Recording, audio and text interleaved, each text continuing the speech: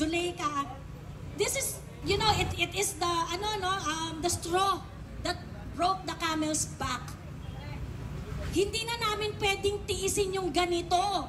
Kung hindi tayo magre-react, kung hindi tayo lalabas at hindi tayo kikilos, yung kinabukasan ng mga anak natin at ng mga anak ng anak natin, wasak na wasak na. Wala na tayong aabutang Pilipinas. Bantayan natin ang especially itong House of Representatives na nagiging unacceptable na talaga yung kanilang ginagawa sa araw-araw. Yes, oo. At bantayan rin natin, they are not going to stop. Hindi sila titigil hanggat hindi nila napapabagsak yung standard natin. Yung hinihingi natin na uri ng politika at public service na deserve ng mga Pilipino. Gabi po sa inyong lahat, ako po si Joey Cruz at sa mga nakakakilala po sa akin, ako po si Joey DeVive.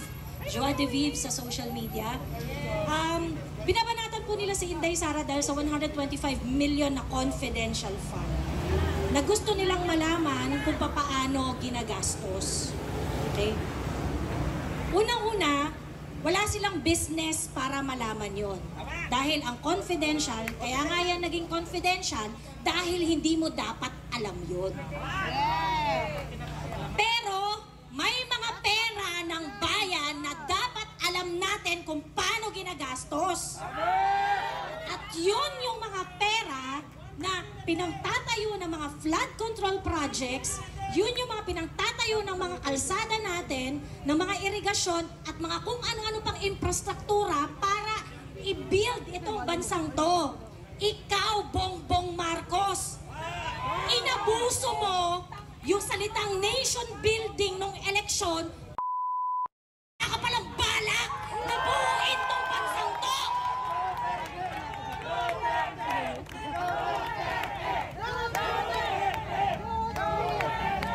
Kayong mga nasa House of Representatives na napakakukupal ninyo na magmalinis, na akala mo meron kayong amor sa paggasta ng pera ng bayan, pero hindi nyo sinasabi sa amin kung paano nyo nililiquidate ang MOOE nyo!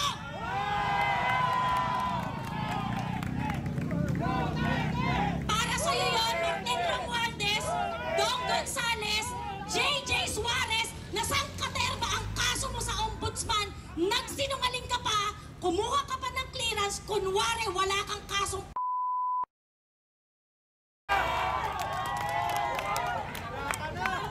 galit na ang mga tao sa inyo.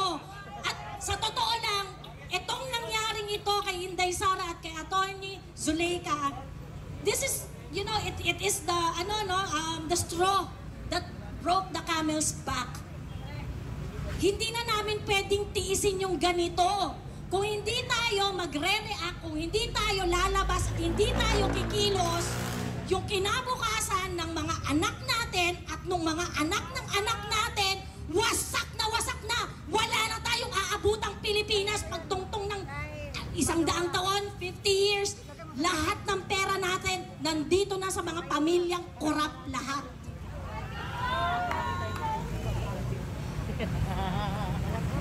Nakakalungkot po na nakakalungkot na ang hirap-hirap i-explain sa mga tao kung gaano ba kalala yung sitwasyon natin.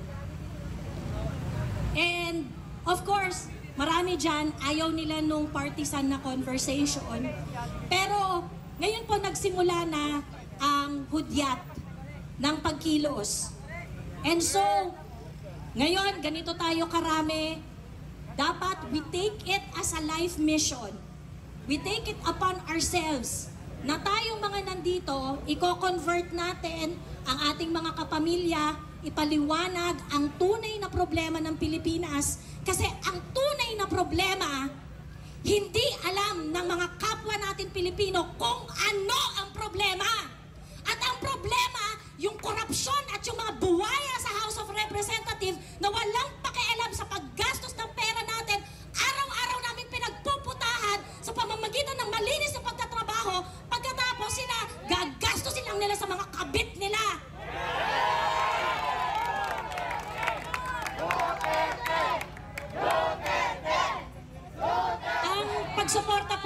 diyan sa kay Inday Sara at kay PRRD ay nag-uugat sa standard ng public service.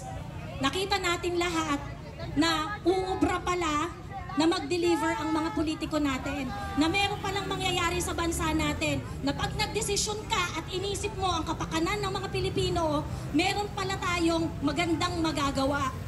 Yun yung politika na gusto namin na ma-perpetrate, na mapalawig pa.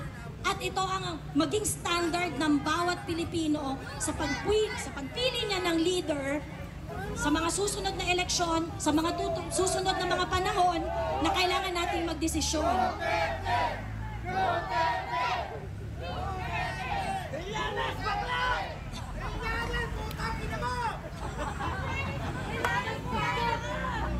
Nagpapasalamat po ako sa oportunidad na binigay niyo po sa akin na makapagsalita at mailabas ang talagang galit na nararamdaman ng mga kagaya ko.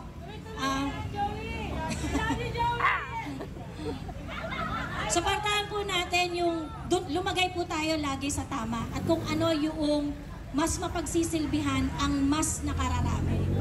Doon po tayo dapat lalagay.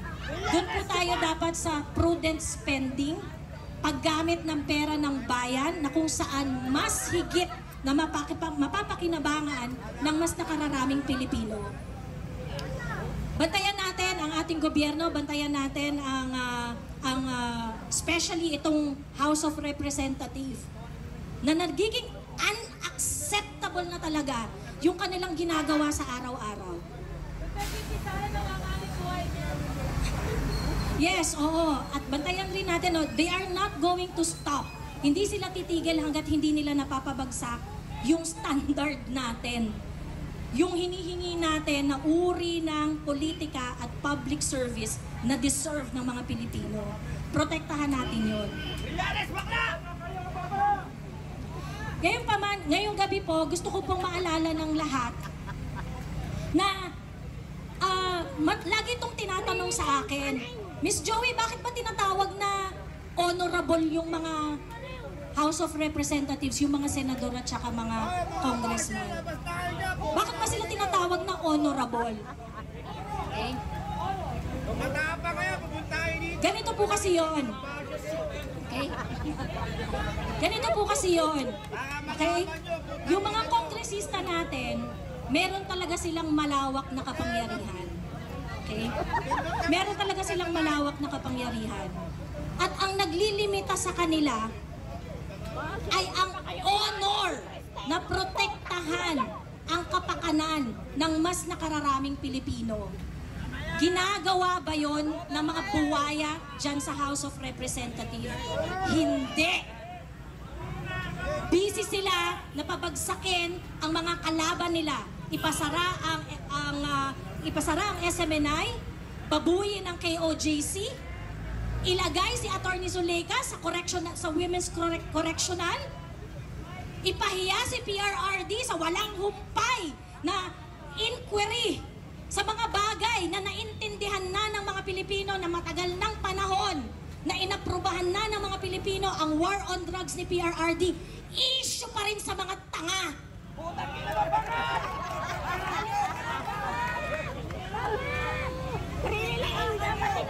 Sa lahat ng makakarinig po at sa lahat ng maaabutan ng mensaheng ito, kung ang inyong congressman ay naging daan para sa ganitong kababuyan sa isang institusyon na supposedly ay lugar ng great debates, yun po yung House of Representatives. Kaya nga kayo honorable dyan mga putang ina nyo. Kasi dapat nag-aaway-away kayo para pag-isipan kung ano ang mas makakabuti para sa amin. Hindi kung ano ang mas ikayayaman ninyo.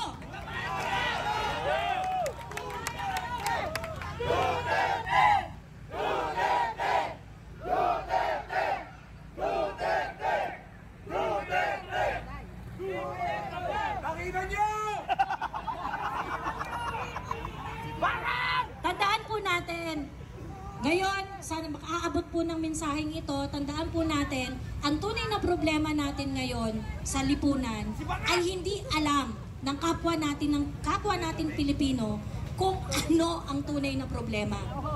So, sa kabila ng inyong pagpapayaman sa inyong sarili sa pamamagitan ng kaalaman, na alamin kung ano ang sitwasyon natin, isa po sa mga assignment natin ngayong gabi ay pag-uwi nyo sa mga bahay-bahay ninyo, kausapin ninyo ang mga pamilya ninyo, kausapin ninyo ang inyong mga... Dire-diretso na tayo! Dire-diretso na! Dire-diretso na tayo!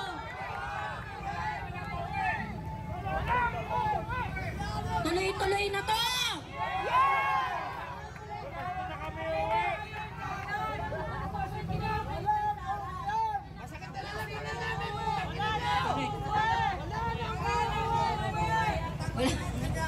Wala nang uwian to!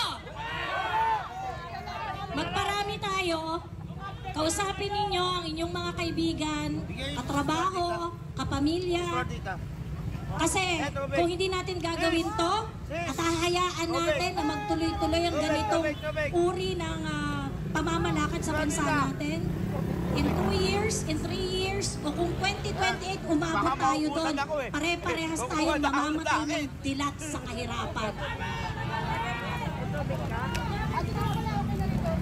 Yun lamang po. Maraming salamat ulit sa pag-imbita po sa akin na magsalita kahit medyo biglaan.